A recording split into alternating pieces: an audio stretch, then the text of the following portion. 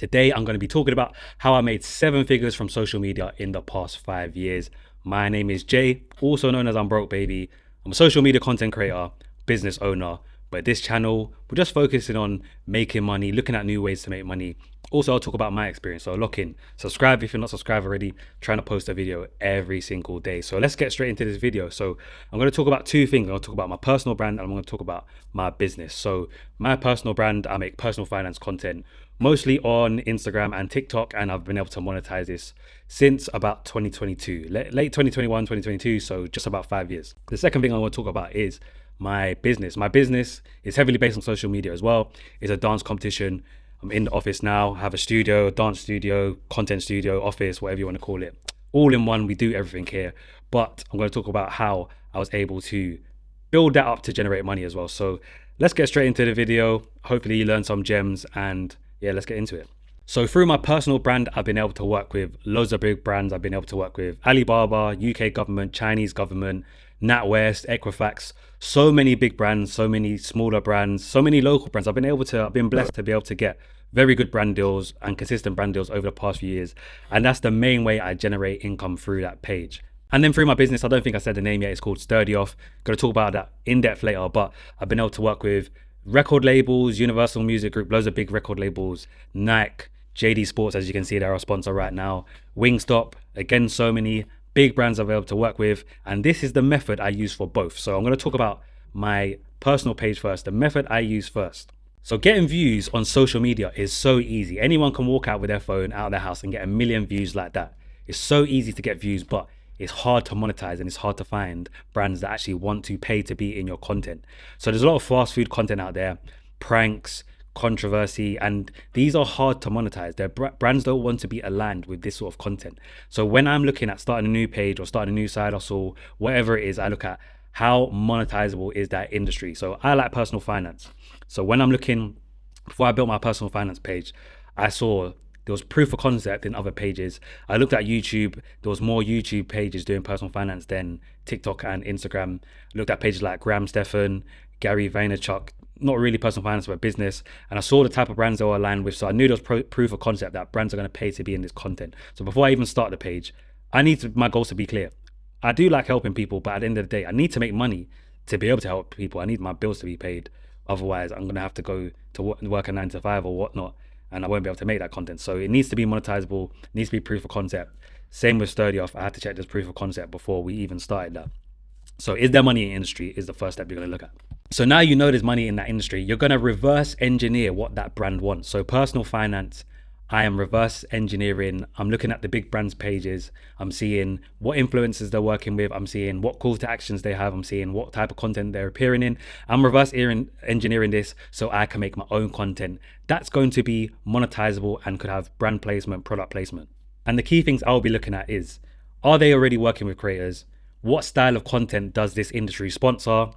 Is there space for another creator to do it? How can I stand out more with my content to get them to sponsor it? And by reverse engineering and niching down, you're not going to be scrambling for sponsors. Some people get a vape sponsor here, gambling sponsor there, because they're not aligned. The content is not aligned with what the actual industry wants. It's not aligned with one industry. So I like to align my content with one industry. So now let's look at my business. Sturdy Off, I'm going to show you my screen and we're going to look through how the content aligns with the industry we're looking at. So as you can tell already, as I said already, we're sponsored by JD Sports. When we started Sturdy Off, our main goal was to get sponsored by a major sports brand.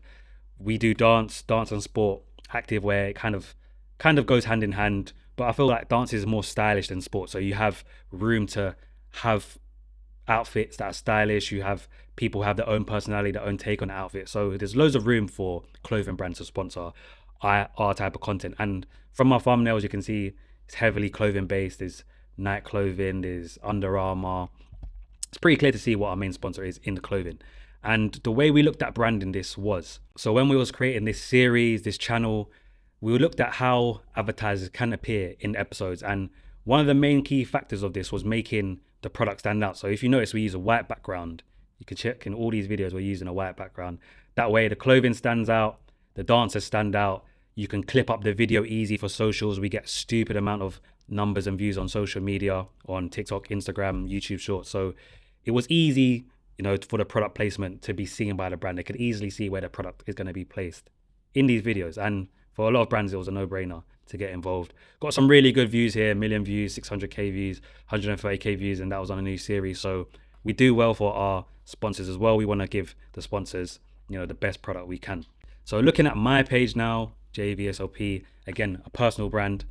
The main way I monetize this is through sponsors again.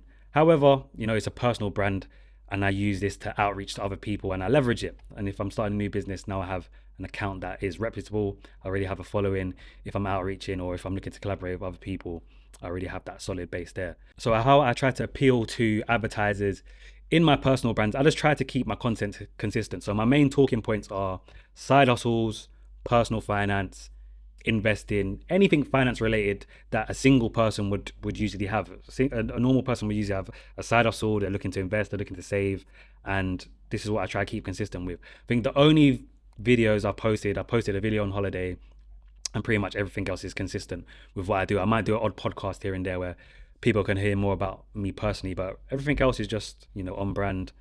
Here we got buying a house, we got Apple stocks, we got savings.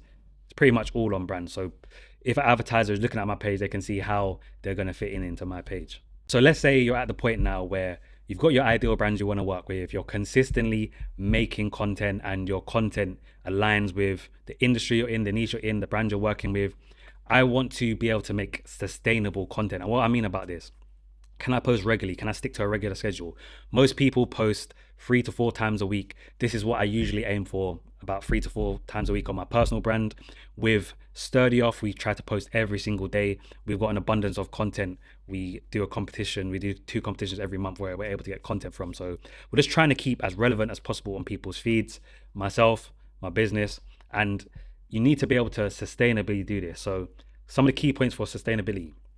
Do you actually enjoy what you're talking about and making content about? I enjoy talking about personal finance. I've always had a passion for money, I guess, since I was in school. So that's something I enjoy doing. So I'm able to keep making that content. The cost, I try to keep the cost down. Luckily now, people don't want over-engineered, over-produced content when they're following influencers. I don't like to call myself an influencer, but let's just put myself in that category. With the rise of AI and everything, they want to see genuine people. So luckily, I can just record on my phone. I upgraded my phone recently. I've got an iPhone 17 now. But before I was doing it all on iPhone 12 up until late last year. And I just use my front camera, low quality or just average quality. And people like that. People resonate with that. So again, the budget's sustainable. The content I'm making is sustainable. And I'm able to post frequently that way. And following up from sustainability, kind of a similar thing, consistency. Are you posting consistently?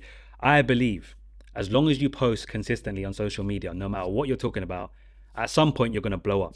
Whether you're posting your first video, I blew up off of my second video on Instagram. But you could be posting for a month, a week, a year, 2 years, 3 years, 4 years. At some point, it's going to get to a stage where you hit that right algorithm, you reach the right audience, and now you have 5,000 followers, 10,000 followers, 20,000 followers. They're all engaged. You're able to get brand deals. You're able to monetize it. If you've got a YouTube channel with 10,000 followers and you're consistently getting 10, 20, 30,000 views, you're able to monetize that. So consistency is going to be your friend. You need to be consistent. And that way, if you want to work with brands, they know that if they pay you to do a brand deal, your page is not going to be dead for a month.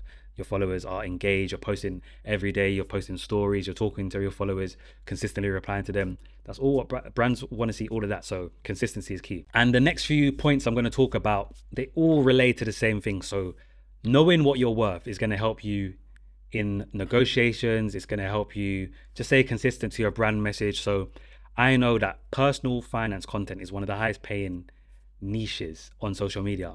And I know the reason behind this is because a lot of people, they don't like to change their financial products. If you sign up for a bank account, a credit card, you're likely to stay with them for the rest of your life. And the banks know this. They know that if they sign up one customer, that could be worth 10, 20,000 pounds to them over the course of that customer's lifetime. So if they pay me to do a video now, I know that if 5 people sign up, that's worth almost 100,000 pounds to this company.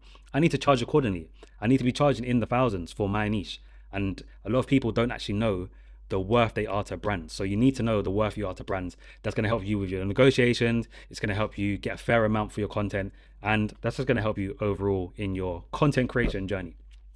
And when it comes to my business, this is different to personal finance. We do entertainment, dance, and we're talking about cultural currency. Cultural currency is harder to put a number on, but it can be more valuable. You know that your videos can shift the culture. It's worth a lot to a brand. So even knowing this as well is going to help you when it comes to negotiating. And my final point to wrap up the video, having the right systems and knowing when to outsource. So again, I have two contrasting brands. My personal finance brand is just me. I'm a standalone person.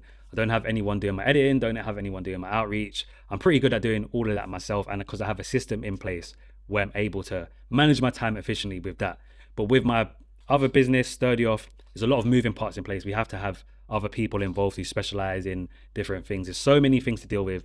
We wouldn't be able to do it ourselves. So you don't have to hire full-time people. You can use sites like Fiverr to hire freelancers, which is really good. Upwork is good for freelancers, but it's still having systems and know when to outsource. That way you're able to grow and eventually generate more money on social media. So that's my final point. That's a whole video in itself on how to build that system. Maybe I'll talk about it in depth. But guys, thank you for watching the video. Again, I'm trying to post every day on YouTube, sharing my journey, social media, content, money making. We're going to make more content on this channel. Follow me for more. I'm broke, baby.